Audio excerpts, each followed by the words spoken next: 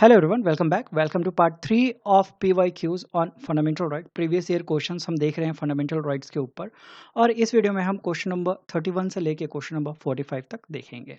So question number 31, in the Indian constitution the right to equality is granted by 5 articles. They are, right to equality जो है उसके बारे में कौन से आर्टिकल से कौन से आर्टिकल तक में बात किया गया है, ये पूछा जा रहा है। तो करेक्ट आंसर क्या है? आर्टिकल नंबर 14 से आर्टिकल नंबर 18 जो है वो राइट टू इक्वलिटी की बात करता है। So the correct answer over here is option B. Question number 32, which one of the following is human right as well as fundamental right under the constitution of India? हमें बताना है कि दिए हुए ऑप्शंस में से वो कौन सा ऑप्शन है जो ह्यूमन राइट में भी कंसिडर किया जाता है एंड फंडामेंटल राइट में भी वो इंक्लूड होता है अंडर इंडियन कॉन्स्टिट्यूशन। पहला ऑप्शन कह रहा है राइट टू इन्फॉर्मेशन, दूसरा राइट टू एजुकेशन, तीसरा राइट टू वर्क एंड चौथा राइट टू हाउसिंग। तो करेक्ट आंसर क्या है? राइट टू एजुकेशन जो है वो इंडियन कॉन्स्टिट्यूशन के हिसाब से फंडामेंटल राइट है एंड ह्यूमन राइट के हिसाब से वो एक ह्यूमन राइट माना गया है। ठीक है। Question number 33, under which article of the constitution of India fundamental rights are provided to citizens? कौन से आर्टिकल से लेके कौन से आर्टिकल तक में इंडियन कॉन्स्टिट्यूशन में फंडामेंटल राइट की बात की गई है? बहुत सारे लोग जो है वो कंफ्यूज होते हैं और उनका मानना है कि आर्टिकल नंबर 12 से लेके आर्टिकल नंबर 32 जो है वो फंडामेंटल राइट की बात करता है, जबकि ये गलत आंसर है। करेक्ट आंसर है आर्टिकल नंबर 12 से लेके आर्टिकल नंबर 35 जो है इंडियन कॉन्स्टिट्यूशन का, वो फंडामेंटल राइट की बात करता है। तो आपको याद रखना है कि आर्टिकल नंबर 35 तक में फंडामेंटल राइट की बात की गई है, starting from article number 12। Okay, then question number 34, which of the following is given the power to implement the fundamental rights by the constitution? constitution के हिसाब से किसे पावर दिया गया है to implement fundamental right? क्या ये अधिकार सारे कोर्ट के पास है? इंडिया में जितने भी कोर्ट्स हैं सबके पास ये अधिकार है कि वो फंडामेंटल राइट को इम्प्लीमेंट करवा सकते हैं? देन ऑप्शन बी कह रहा है पार्लियामेंट के पास, देन ऑप्शन सी कह रहा है प्रेसिडेंट के पास, एंड ऑप्शन डी कह रहा है supreme court of India and high court of India. तो करेक्ट आंसर क्या है? Option D. ठीक है, ये हमारा आंसर है। क्यों? क्योंकि आर्टिकल नंबर 32 के तहत सुप्रीम कोर्ट को ये पावर मिला है एंड आर्टिकल नंबर 226 के तहत हाई कोर्ट को ये पावर जो है वो मिला हुआ है। Question number 35, which one of the following is not a fundamental right? हमें बताना है कि दिए हुए ऑप्शंस में से वो कौन सा ऑप्शन है जो फंडामेंटल राइट में इंक्लूड नहीं किया जाता है। राइट टू फ्रीडम, तो ये फंडामेंटल राइट है। राइट टू इक्वलिटी, अगेन ये फंडामेंटल राइट है। राइट टू प्रॉपर्टी, ये अब फंडामेंटल राइट नहीं है, पहले ये फंडामेंटल राइट की कैटेगरी में था, बट 44th अमेंडमेंट के बाद ये फंडामेंटल राइट नहीं है, ये एक कॉन्स्टिट्यूशनल राइट है। इसलिए हमारा करेक्ट आंसर क्या हो जाएगा इस क्वेश्चन का? Option C, that is right to property.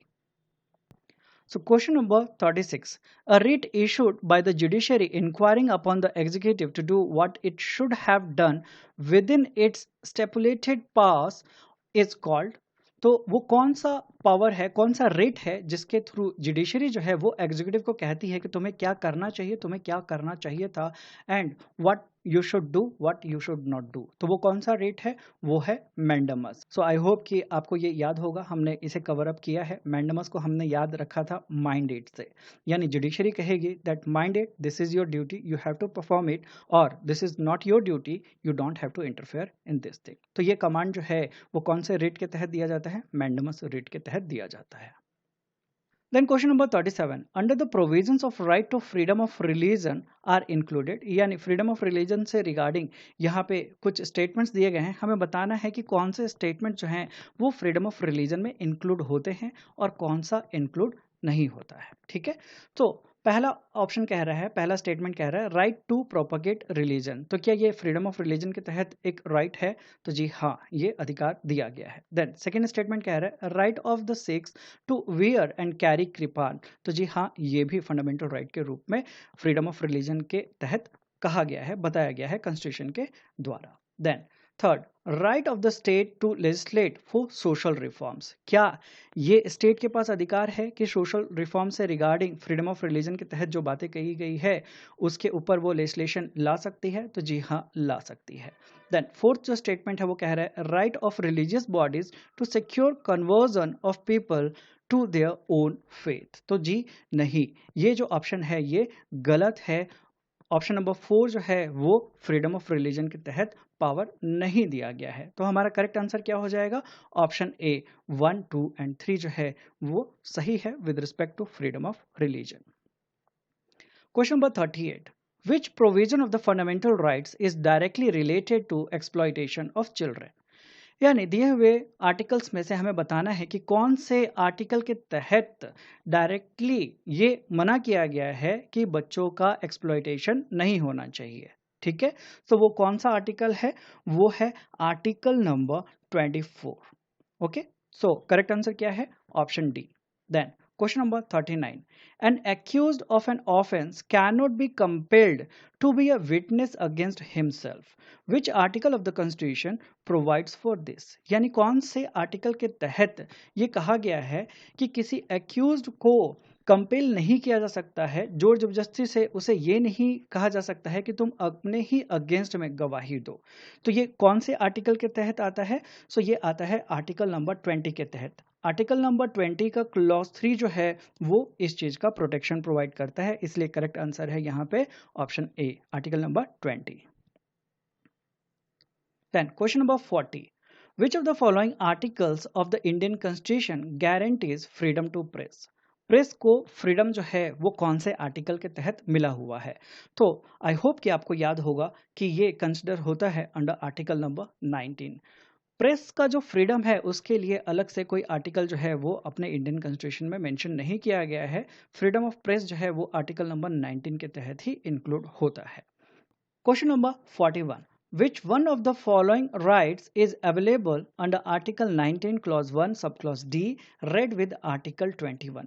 यानी दिए हुए ऑप्शंस में से हमें बताना है कि वो कौन सा राइट है जो article number 19 clause 1 sub clause D में इंक्लूड होता है एंड आर्टिकल नंबर 21 में भी वो इंक्लूड होता है।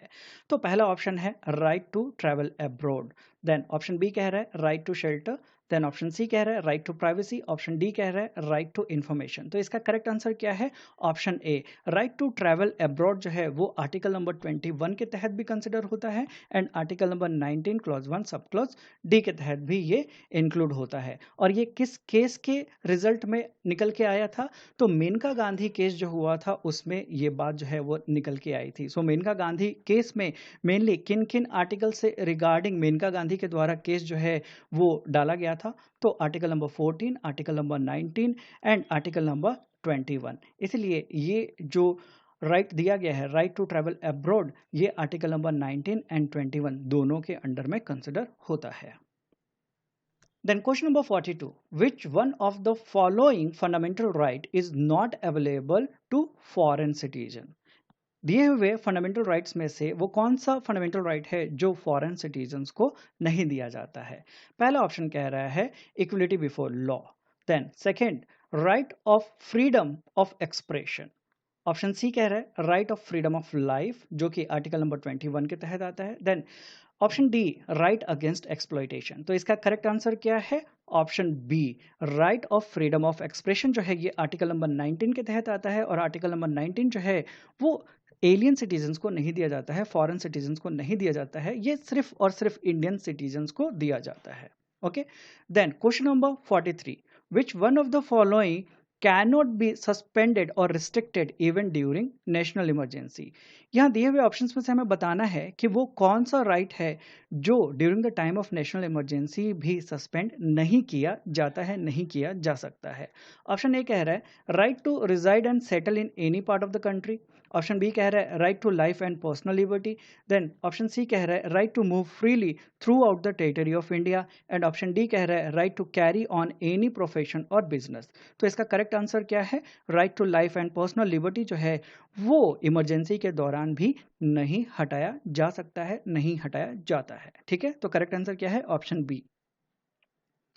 So question number 44, which one of the following rates examines the functioning of subordinate courts? दिए हुए जो रेट्स हैं उनमें से वो कौन सा रेट है जो एग्जामिन करता है फंक्शनिंग ऑफ लोअर कोर्ट्स? क्या वो क्यू वारेंटो है, क्या वो मैंडमस है, या सट्योररी है, या हैबस कार्पस रेट है? तो इसका करेक्ट आंसर क्या है? ऑप्शन सी, सट्योररी रेट जो है वो एग्जामिन करता है functioning of the subordinate court and statutory rate किस लिए इशू किया जाता है?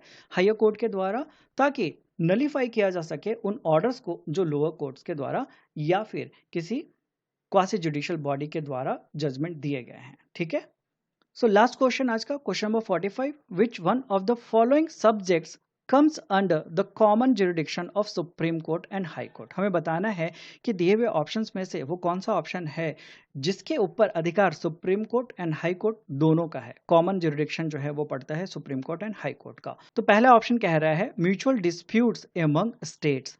क्या अगर स्टेट्स के बीच में म्यूचुअल डिस्प्यूट है तो वो केस जो है वो हाई कोर्ट में भी ओरिजिनेट हो सकता है एंड सुप्रीम कोर्ट में भी ओरिजिनेट हो सकता है? तो जी नहीं, स्टेट्स के बीच में अगर डिस्प्यूट है तो वो original jurisdiction of supreme court के तहत कंसिडर होता है।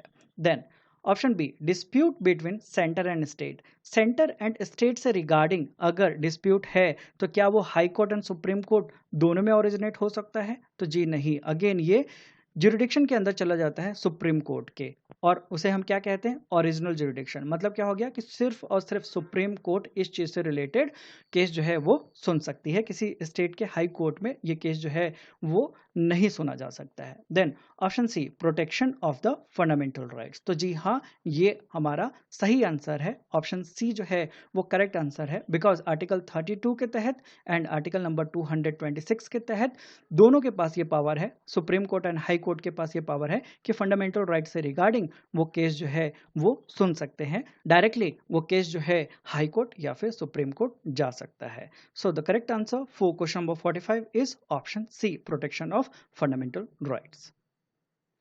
सो आज की वीडियो में इतना ही, मिलता हूं मैं अगले वीडियो में। अगले वीडियो में हम और भी क्वेश्चंस जो है वो देखेंगे। आई होप कि आपको वीडियो पसंद आ रहा होगा। वीडियो पसंद आ रहा होगा तो प्लीज़ वीडियो को लाइक कर दीजिएगा, वीडियो को शेयर कर दीजिएगा। अगर कुछ डाउट्स रह गए हों या अपनी कोई बात मुझ तक पहुंचाना चाहते हैं तो कमेंट करके आप अपनी बातें मुझ तक पहुंचा सकते हैं या डाउट पूछ सकते हैं, या फिर आप इंस्टाग्राम पे मुझसे कनेक्ट कर सकते हैं। चैनल को आपने अभी तक सब्सक्राइब नहीं किया है तो प्लीज़ सब्सक्राइब कर लीजिएगा and hit the bell icon to get the latest notification.